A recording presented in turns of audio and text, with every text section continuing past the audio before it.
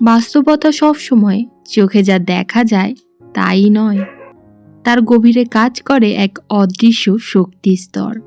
মানুষ শুধু তার অতীতের ফল নয়, সে প্রতিনিয়ত নিজেকে নতুনভাবে তৈরি করে চলেছে। চিন্তা, অনুভূতি আর চেতনার এক অজানা সংযোগ, যা জীবনকে সাধারণ থেকে অসাধারণে নিয়ে যেতে পারে।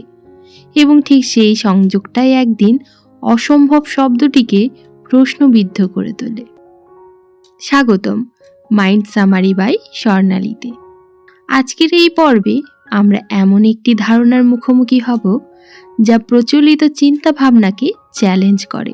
সেই বইটির নাম হলো বিকামিং সুপারন্যাচারাল এবং এটির লেখক হলেন ডক্টর জো ডিসপেনজা। এই বইটি শুরু হয় একটি ভিন্ন প্রশ্ন দিয়ে: মানুষ কি শুধুই তার অতীতের অভিজ্ঞতার পুনরাবৃত্তি, নাকি সে নিজের ভবিষ্যৎকে সচেতনভাবে তৈরি করতে পারে?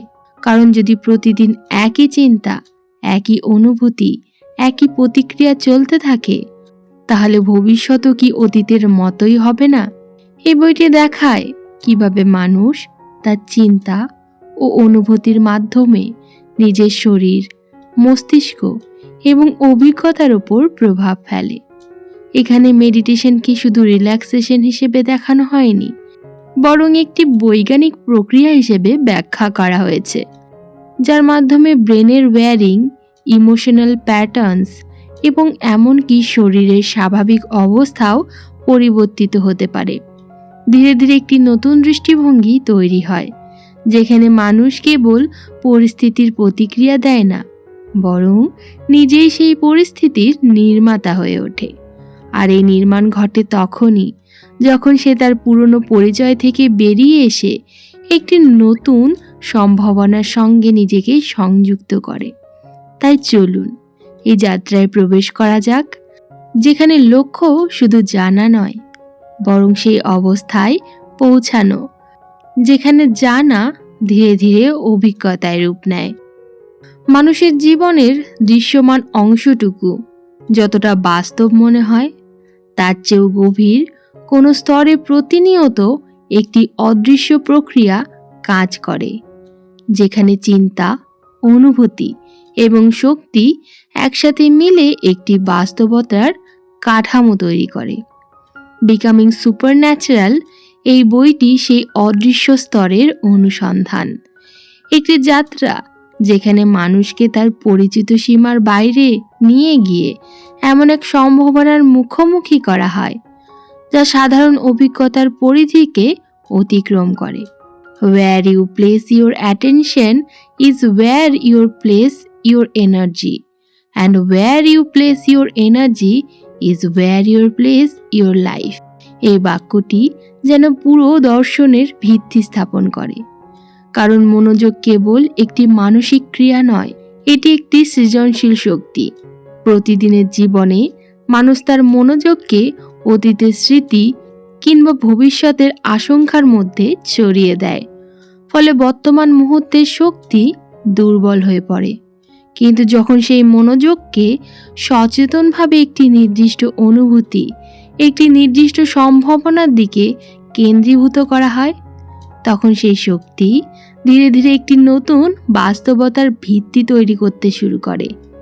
এই ধারণাকে বোঝার জন্য প্রয়োজন মস্তিষ্কের প্রকৃতি সম্পর্কে গভীর উপলব্ধি। মানব মস্তিষ্ক কোনো স্থির যন্ত্র নয়, এটি একটি পরিবর্তনশীল ব্যবস্থা যা প্রতিনিয়ত অভিজ্ঞতার দ্বারা নিজেকে পুনর্গঠন করে। প্রতিটি চিন্তা একটি স্নায়বিক পথকে সক্রিয় করে, এবং সেই চিন্তা যত বেশি পুনরাবৃত্তি হয়, সেই পথ ততই শক্তিশালী হয়ে ওঠে। Neurons that fire together wire together. এই নীতিটি ব্যাখ্যা করে কেন মানুষ তার অভ্যাসগত চিন্তার মধ্যে আবদ্ধ হয়ে পড়ে। যখন একটি নির্দিষ্ট ধরনের চিন্তা দীর্ঘদিন ধরে পুনরাবৃত্তি হয়, তখন তার সচেতন সিদ্ধান্ত থাকে না, বরং স্বয়ংক্রিয় প্রতিক্রিয়ায় পরিণত হয়। কিন্তু মস্তিষ্কের এই গঠন একা কাজ করে না, এর সঙ্গে গভীরভাবে যুক্ত থাকে শরীর। শরীর কেবল একটি বাহ্যিক কাঠামো নয়, এটি অতীতের অনুভূতির একটি জীবন্ত সংরক্ষণাগার। যখন একটি অনুভূতি, যেমন ভয়, হতাশা বা উদ্বেগ, বারবার অভিজ্ঞতা করা হয়, তখন শরীর সেটিকে স্বাভাবিক অবস্থায় গ্রহণ করে। ফলে মানুষ অনেক সময় তার চিন্তার চেয়ে বেশি তার শরীরের অভ্যাস দ্বারা পরিচালিত হয়। The body becomes the mind. এই উপলব্ধি মানুষকে একটি গুরুত্বপূর্ণ প্রশ্নের সামনে দাঁড় করিয়ে দেয়। যদি শরীর অতীতের প্রতিফলন হয়ে থাকে, তবে কি নতুন ভবিষ্যৎ তৈরি করা সম্ভব? এই প্রশ্নের উত্তর খুঁজতে গিয়ে বইটি মেডিটেশন বা ধ্যানকে একটি বৈজ্ঞানিক প্রক্রিয়া হিসেবে উপস্থাপিত করে। এখানে মেডিটেশন মানে কেবল চোখ বন্ধ করে বসে থাকা নয়, এটি একটি সচেতন অনুশীলন বা এক্সারসাইজ, যার মাধ্যমে মানুষ তার মনোযোগকে বাহ্যিক জগৎ থেকে সরিয়ে ভেতরের স্তরে নিয়ে যায়। এই অবস্থায় পৌঁছে মানুষ ধীরে ধীরে তার পরিচিত পরিচয়, তার নাম, তার ভূমিকা, তার অতীত সবকিছুর বাইরে গিয়ে একটি শূন্য অবস্থায় প্রবেশ করে। To become no one, no thing, no time. এই অবস্থায় পুরনো সেলফের সমস্ত সীমা ভেঙে যেতে শুরু করে। এই অবস্থায় মস্তিষ্কের কার্যপ্রণালীও পরিবর্তিত হয়। স্বাভাবিক অবস্থায় যেখানে মস্তিষ্কের বিভিন্ন অংশ বিচ্ছিন্নভাবে কাজ করে, মেডিটেশনের গভীরে গিয়ে তারা একসাথে সমন্বিতভাবে কাজ করতে শুরু করে। এই সমন্বয়ই সৃষ্টি করে কোহারেন্স, একটি সুষম ছন্দ যা সৃজনশীলতা এবং অন্তর্দৃষ্টির পথ খুলে দেয়। এই পরিবর্তন কেবল মানসিক স্তরে সীমাবদ্ধ থাকে না, এটি শরীরের প্রতিটি কোষে প্রভাব ফেলে। যখন একজন ব্যক্তি একটি নতুন অনুভূতিকে ধারণ করতে শুরু করে, যেমন ভালোবাসা, কৃতজ্ঞতা বা শান্তি, তখন শরীরের রাসায়নিক প্রতিক্রিয়াও যেন সেই অনুযায়ী পরিবর্তিত হয়। এই পরিবর্তন ধীরে ধীরে শরীরকে একটি নতুন অবস্থার সঙ্গে পরিচিত করে তোলে, যা পুরানো অভ্যাসকে দুর্বল করে দেয়। এই পুরো প্রক্রিয়াটির মধ্যে একটি অত্যন্ত গুরুত্বপূর্ণ দিক হল হার্ট এবং ব্রেনের সমন্বয়। যখন এই দুইয়ের মধ্যে একটি সুষম যোগাযোগ বা কমিউনিকেশন তৈরি হয়, তখন মানুষের অভিজ্ঞতাও পরিবর্তিত হতে শুরু করে দেয়। এই অবস্থায় মানুষ কেবল চিন্তা করে না, বরং অনুভবও করে, এবং এই অনুভূতি বাস্তবতার গঠনে গভীর প্রভাব ফেলে। বইটিতে উল্লিখিত বিভিন্ন বাস্তব অভিজ্ঞতা এই ধারণাগুলিকে আরও স্পষ্ট করে তোলে। এমন মানুষদের কথা বলা হয়েছে এখানে, যারা দীর্ঘদিনের শারীরিক বা মানসিক সমস্যার বাইরে এসে একটি নতুন জীবন শুরু করেছে। এই ঘটনাগুলো কোনো অলৌকিক কাহিনী নয়, এগুলো একটি নির্দিষ্ট প্রক্রিয়ার ফল, যেখানে চিন্তা, অনুভূতি এবং শক্তির সমন্বয় ঘটেছে। Change your energy and you change your life. এই উপলব্ধি ধীরে ধীরে একটি বাস্তব অভিজ্ঞতায় রূপান্তরিত হয়েছে, কারণ যখন একজন ব্যক্তি তার ভেতরের অবস্থাকে পরিবর্তন করতে সক্ষম হয়, তখন তার বাইরের অভিজ্ঞতাও সেই অনুযায়ী পরিবর্তিত হতে শুরু করে। এই যাত্রার আরেকটি গুরুত্বপূর্ণ দিক হল লেটিং গো, অর্থাৎ পুরনো পরিচয়কে ছেড়ে দেওয়া। কারণ নতুন কিছু তৈরি করতে হলে পুরনো জিনিসের জায়গা থেকে বেরিয়ে আসতে হয়। You can not create a new future while holding on to the past। এই ধারণাটি মানুষকে তার অভ্যাসগত চিন্তা এবং অনুভূতি থেকে মুক্ত হতে সাহায্য করে। এই মুক্তির প্রক্রিয়া খুব সহজ নয়, কারণ পুরনো অভ্যাসগুলো নিরাপদ মনে হয়, কিন্তু ধীরে ধীরে সচেতন এক্সারসাইজের মাধ্যমে মানুষ সেই অভ্যাসগুলোকে ছেড়ে দিতে শেখে। এই প্রক্রিয়াটি ধীর কিন্তু গভীর, যেখানে প্রতিটি ছোট পরিবর্তন একটি বড় রূপান্তরের ভিত্তি তৈরি করে।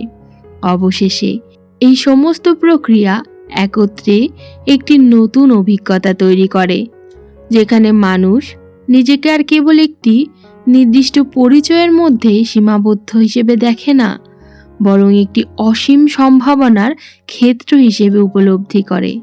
এই উপলব্ধি তাকে একটি নতুন পথের দিকে নিয়ে যায়, যেখানে প্রতিটি মুহূর্ত একটি নতুন সৃষ্টির সুযোগ হয়ে ওঠে। এই যাত্রার শেষ কোনো নির্দিষ্ট গন্তব্যে নয়, এটি একটি ক্রমাগত আনফোল্ডিং, যেখানে প্রতিটি স্তর নতুন একটি উপলব্ধির জন্ম দেয়। আর সেই উপলব্ধির মধ্যেই ধীরে ধীরে গড়ে ওঠে একটি নতুন বাস্তবতা, যেখানে মানুষ আর কেবল জীবনকে অনুসরণ করে না, বরং সেই জীবনের নির্মাতা হয়ে ওঠে। এই উপলব্ধির গভীরে গিয়ে একটি নীরব সত্য আরও স্পষ্ট হয়ে ওঠে। মানুষের ভেতরে যে সম্ভাবনা লুকিয়ে রয়েছে তা তার ধারণার চেয়েও অনেক বেশি বিস্তৃত। আর যখন সে সেই সম্ভাবনার সঙ্গে কমিউনিকেশন স্থাপন করে, তখন তার জীবনও একটি নতুন মাত্রা লাভ করে, যেখানে সাধারণের ভেতরেই অসাধারণের জন্ম হয়। ধরুন, একটি ছোট্ট শহরে একজন মানুষ ছিল। তার জীবন বাইরে থেকে ঠিকঠাক হলেও ভেতরে ছিল এক অদৃশ্য ক্লান্তি। প্রতিদিন একই চিন্তা, একই ভয়, একই সীমাবদ্ধতার মধ্যে ঘুরপাক খাওয়া একটা জীবন। সে প্রায়ই ভাবত একদিন সব বদলে যাবে, কিন্তু দিন শেষে সবকিছু আবার আগের জায়গায় ফিরে যেত। একদিন রাতে হঠাৎ সে নিজের কাছে একটি প্রশ্ন করে উঠল, আমি যদি একই থাকি তাহলে আমার জীবনই বা কিভাবে বদলাবে? প্রশ্নটা ছিল ছোট, কিন্তু তার ভেতরে গভীর কিছু নাড়িয়ে দিয়ে গেল। সেই দিন থেকেই সে লক্ষ্য করতে শুরু করলো তার প্রতিটা চিন্তা, প্রতিটা অনুভূতি, প্রতিটা প্রতিক্রিয়া। সে বুঝতে পারল সে আসলে তার অতীতের অভ্যাসের মধ্যে বেঁচে রয়েছে। তাই সে একটি নতুন সিদ্ধান্ত গ্রহণ করল। সে প্রতিদিন কিছু সময় নিজের ভেতরে সেই মানুষটিকে অনুভব করবে যাকে সে নিজে হতে চায়। প্রথমে অস্বস্তি লাগত, কারণ তার মন পুরনো জায়গায় ফিরে যেতে চাইত, কিন্তু সে থেমে থাকেনি। দিনের পর দিন সে শুধু একটি কাজই করল, নিজের চিন্তা বদলালো, নিজের অনুভূতিকে নতুনভাবে তৈরি করল। ধীরে ধীরে তার ভেতরে একটি শান্তি জন্ম নিল, একটি আত্মবিশ্বাস যা আগে কখনোই ছিল না। একদিন সে আবারও খেয়াল করল তার জীবন বদলাতে শুরু করেছে। বাইরের সব কিছু হঠাৎ করে বদলায়নি, কিন্তু সে যে বদলে গেছে, আর সেই পরিবর্তনই তার বাস্তবতাকে নতুন করে গড়তে শুরু করেছে। সেই দিন সে বুঝল জীবন পরিবর্তন হয় না যতক্ষণ না মানুষ নিজেই পরিবর্তন হতে শেখে। অবশেষে একটি সূক্ষ্ম উপলব্ধি স্পষ্ট হয়ে ওঠে। মানুষ তার সীমাবদ্ধতার দ্বারা সংজ্ঞায়িত নয়, বরং তার চেতনার গভীরতায় যে সম্ভাবনা লুকিয়ে রয়েছে সেটিই তার প্রকৃত পরিচয়। যখন চিন্তা, অনুভূতি এবং সচেতনতার স্তর পরিবর্তিত হয়, তখন বাস্তবতার ব্যাখ্যাও বদলে যায়।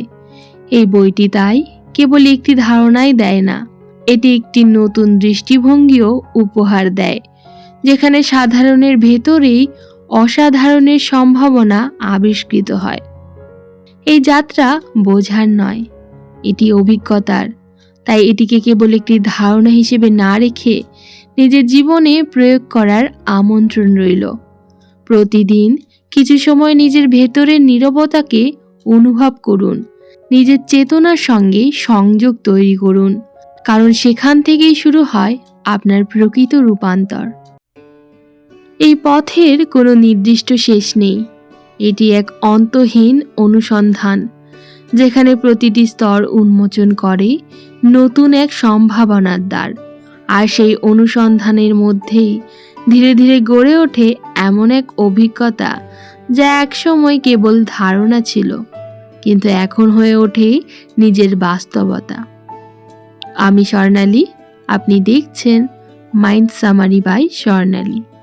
এমন আরও গভীর, শান্ত এবং জীবন উন্নয়নমূলক বইয়ের সারাংশ পেতে ভিডিওটি লাইক করুন, শেয়ার করুন এবং চ্যানেলটি সাবস্ক্রাইব করে রাখুন। আবারও দেখা হবে প্রোডাক্টিভিটির নতুন কোনো একটি অধ্যায়ে।